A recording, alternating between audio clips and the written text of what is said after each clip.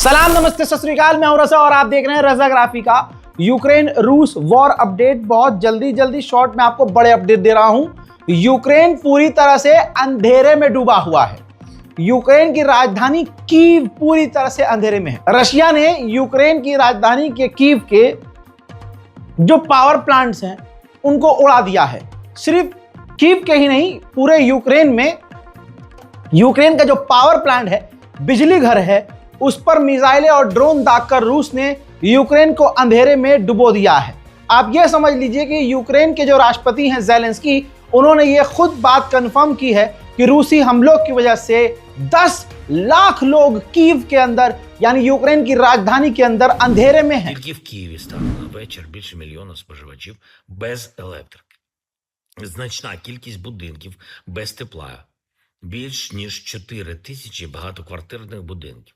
Усі сили мають бути направлені, щоб полегшити. इसके बाद दोस्तों यूएन के चीफ एंटोनियो गुटेरेस ने नाराजगी जताई है और कहा कि रशिया ये गलत कर रहा है। ठंड के इस मौके पर अंधेरे में उसने लोगों को छोड़ दिया है। हालांकि लोग नहीं मर रहे हैं क्योंकि पब्लिक के ऊपर हमला नहीं है, लेकिन पब्लिक अंधेरे में है, इसलिए यूएन के चीफ एंटोनियो गुटेरेस को तकलीफ हो गई है। यही एंटोनियो गुटेरेस को नहीं दिख रहा है कि गाजा के अंदर बिजली छोड़िए, तूफान आंधी की वजह से ठंड वहां इतनी ज्यादा है कि बच्चे मर जा रहे हैं। 27 दिन का बच्चा मर रहा है, लेकिन यूएन के दोगले एंटोनियो गुटेरेस को और दुनिया को गाजा नहीं दिख रहा है। दूसरी तरफ हजरात, यूएन वॉचडॉग IAEA ने कहा है कि रूसी हमलों की वजह से चेरनोबिल जो यूक्रेन का परमाणु प्लांट था वहां पे, उसकी भी बिजली गायब हो गई है, जिसकी वजह से वहां खतरा बढ़ गया है। ग्रीनलैंड के लिए पागल हो चुका है अमेरिका। ऐसे में यूरोपीय यूनियन के ऑफिशियल ने बड़ी बात कही है। उन्होंने कहा कि जो डोनाल्ड ट्रंप है वो हमें ब्लैकमेल करेगा, यूरोपीय यूनियन को ब्लैकमेल करेगा। वो यूक्रेन को मदद देना बंद कर देगा और फिर हमसे मांग करेगा यूरोप से कि ग्रीनलैंड दे दो हमें, तभी हम यूक्रेन की मदद करेंगे। अब इसके बाद यूक्रेन के राष्ट्रपति ज़ेलेंस्की ने चिंता व्यक्त की है कि ग्रीनलैंड के मामले की वजह से दुनिया की और हमारे साथियों की नजर हमसे हट रही है। गाजा पीस काउंसिल कमेटी जो बना रहे हैं डोनाल्ड ट्रंप, उसमें भारत, पाकिस्तान और न जाने मतलब 60 देशों को उसने इनवाइट कर दिया। तो ज़ेलेंस्की ने कहा कि हम कबूल कर रहे हैं, हम आएंगे। अब ये $1 बिलियन कहां से देगा, ये ज़ेलेंस्की की टेंशन है।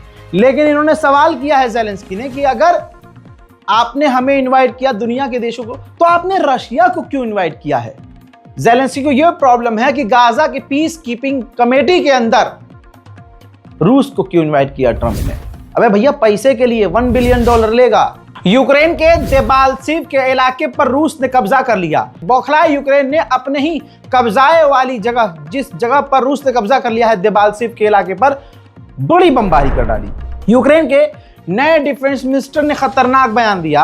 उन्होंने कहा कि हमारा मकसद है हर महीने 50,000 रूसी सैनिकों को कत्ल करना। वहीं यूक्रेन ने ऐलान किया है कि हम रूस के खिलाफ अगले 6 महीने में आर्टिफिशियल इंटेलिजेंस से लैस AI वाले ड्रोन तैनात कर देंगे। रूस के अंदर स्नो एपोक्लिप्स कहा जा रहा है रूस के कई इलाकों को, क्योंकि भाई साहब, जितनी एक इंसान की हाइट होती है उससे 2 गुना बर्फ पड़ रही है। जरा इस तस्वीर को देखिए, बच्चे खेल रहे हैं, मजे ले रहे हैं, लेकिन दोस्तों आप बर्फ की ऊंचाई अगर देखेंगे तो बड़ी खौफनाक है। मैं आपको बताना चाहूंगा, कमचक्ता का भी एक इलाका है भाई, वहां पर गाड़ियां बर्फ के अंदर दब चुकी हैं और 130 साल, जहां कहा जा रहा है 130 साल में कभी इतनी बर्फ नहीं पड़ी जितनी इस वक्त रशिया में बर्फ पड़ रही है। ब्रिटेन पर बुरी तरह से रूस के विदेश मंत्री सर्गेई लावरोव फटे हैं। उन्होंने कहा कि ब्रिटेन को जो ग्रेट कहा जाता है, ग्रेट ब्रिटेन, ब्रिटेन को अपने नाम के आगे से ग्रेट निकाल देना चाहिए। क्यों? क्योंकि उसने कोई एक ऐसा एग्जाम्पल सेट नहीं किया जिसकी वजह से ब्रिटेन को ग्रेट कहा जाए। ये G7 जो आज है, जिसमें 7 देश हैं, ये पहले G8 हुआ करता था, रशिया भी इसमें शामिल था। 2014 में क्रीमिया के इलाके पर, यूक्रेन के ही इलाके पर रूस ने कब्जा कर लिया, जिसके बाद दोस्तों इन देशों ने अपने G8 से इस रूस को निकाल दिया था, जिसके बाद G7 हो गया ये ग्रुप।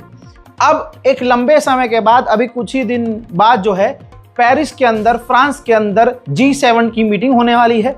और 2014 के बाद अब फ्रांस जो है पहली बार रूस को भी इनवाइट करने वाला है। वहीं यूक्रेन से एक और तस्वीर आई है। यूक्रेन के लोगों को दिन हो या रात घरों से किडनैप कर रहे हैं भाई साहब यूक्रेन की फौज, और जबरदस्ती सेना में भर्ती करने के लिए किडनैप करके ले जा रही हैं। उधर नॉर्वे की हवा निकली हुई है। नॉर्वे की आर्मी ने अपनी आवाम से कह दिया है कि रशिया से जंग के लिए तैयार हो जाओ।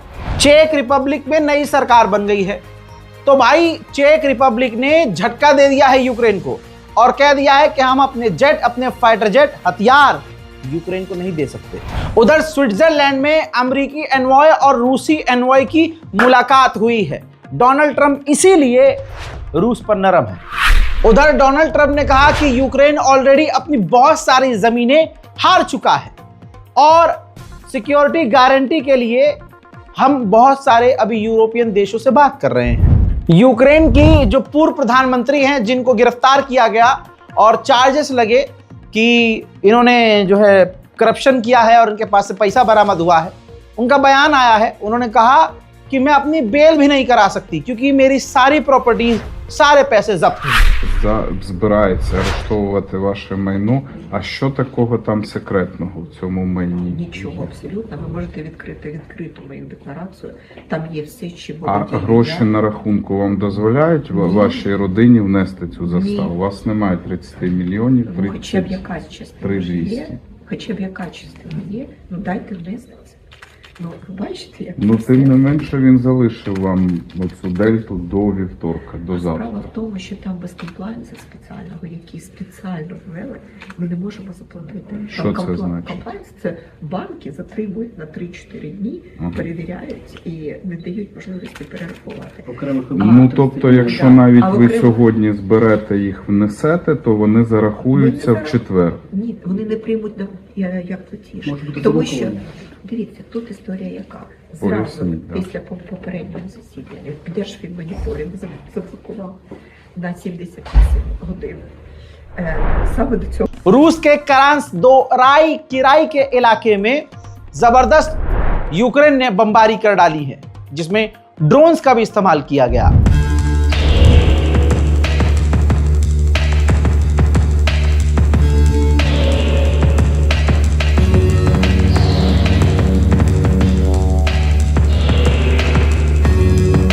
यूक्रेन की डेलीगेशन ने फ्रांस, जर्मनी और यूके से मुलाकात की है। मेरे दोस्तों, रूस के विदेश मंत्री सरगेई लावरोव ने कहा है कि अगर आप फ्रांस, ब्रिटेन, इन देशों के बयान आप सुनेंगे तो आपको पता चलेगा कि वो हमसे जंग की तैयारी कर रहे हैं और वो छुपा भी नहीं रहे हैं, वो खुल्लम खुल्ला ये बातें बोल रहे हैं। दोस्तों, सरगेई लावरोव ने साफ कहा कि जर्मनी इस इलाके में सबसे बड़ी और ताकतवर फौज बनाने की बात कर रहा है। यह आखिरी बार जर्मनी ने तब किया था जब हिटलर था।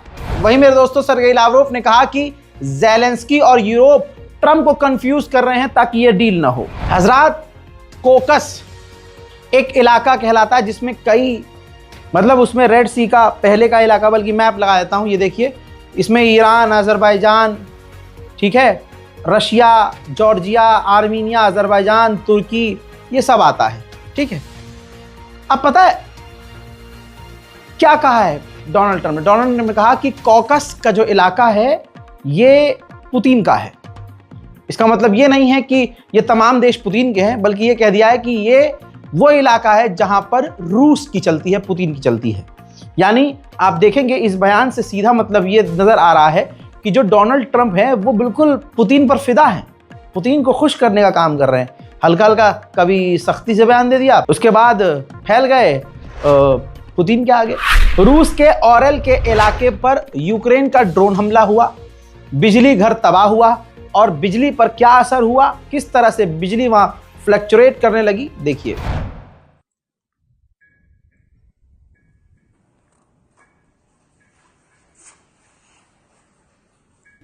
हजरात, रूस और यूक्रेन की जंग खतरनाक मोड़ पर आ गई है। जंग कम होने के बजाय 2026 में जंग बढ़ गई है। इस पूरी रिपोर्ट पर अपनी राय कमेंट में जरूर लिखिएगा। चैनल को सब्सक्राइब जरूर कीजिएगा ताकि आपको दुनिया भर की तमाम बड़ी जानकारी आसान और सिंपल भाषा में मिलती रहे। मैं हूं रजा और आप देख रहे थे रजाग्राफी अनस्क्रिप्टेड। जय हिंद।